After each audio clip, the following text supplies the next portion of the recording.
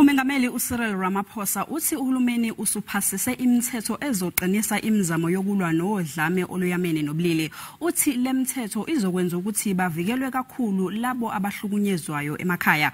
Umengameli ubekhuluma emcimbini wokubungaza usuku lwabantu besifazane obuse Richmond Maphakathi neKwazulu Natal izolo.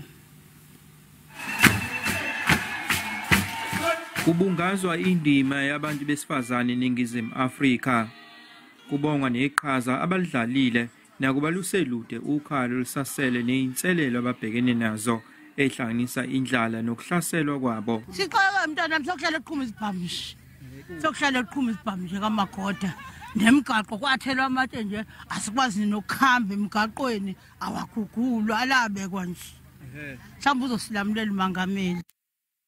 Abantu besilisa ibona okumele babe ngabavikeli babantu besifazane nezingane. Amadoda aqotho akeka asukume alwisane nalesi sihlava sokuhlukunyezwa kwabantu besifazane esisibonayo sigcwele zonke indawo.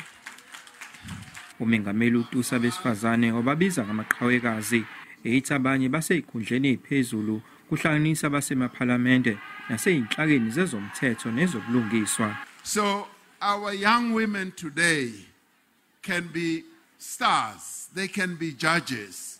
The door is open. They can be members of parliament. Umbiko we-Medical Research Council uthi ngosuku kuleli kudlengulwa abantu abo-150 kulawo macala ayishumi kuphela aphethe ukuthi abadlenguli bagwetshwe.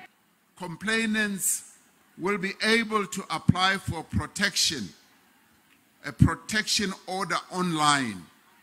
Uye ku-internet uma unomuntu okuhluphayo wesilisa uthole i-protection order even online.